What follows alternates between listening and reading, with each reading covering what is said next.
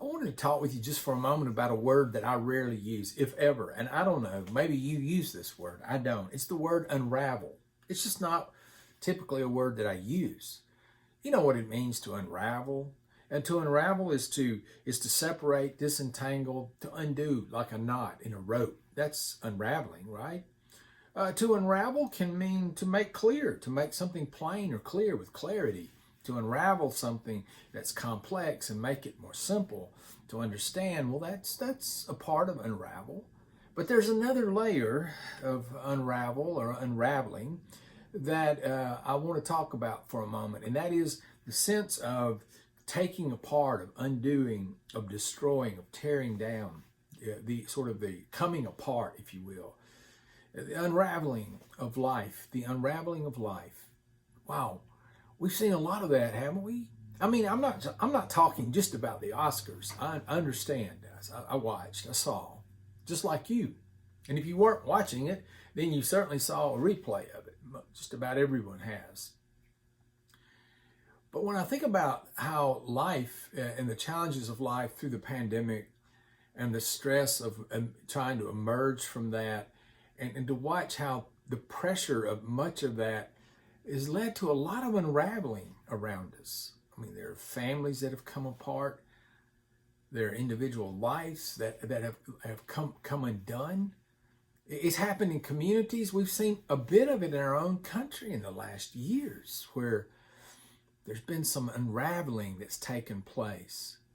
How do you get things to come together? How do you get things to hold together, especially in a difficult time or a time of challenge? How do you do that? Well, I love what the writer of Colossians said. You know, it's amazing how many years ago this text, this ancient text, was written, and yet how relevant it is to our life.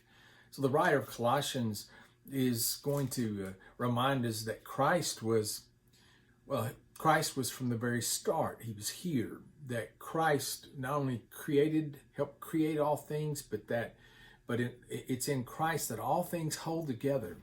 There's the phrase, all things hold together in Christ. That's an important word. We all need a place to stand. We all need something that will give us something like cohesiveness, that will help us hold together, or help us stay together, or help us, work together. It's so very important, I think, for our time, for our lives, that we learn that there is indeed a power in the presence of the Christ who has the ability to hold all things together.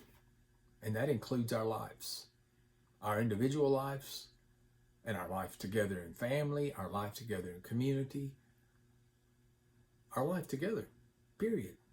There's a lot of unraveling. It's tragic.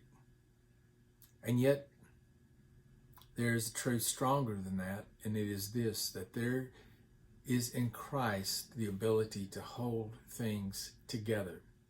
So the next time you're overwhelmed, the next time you feel like you're overwhelmed with something, or that you're stressed out, or that you're just going to come undone, or you're going to come apart, hold on and remember that in Christ all things hold together.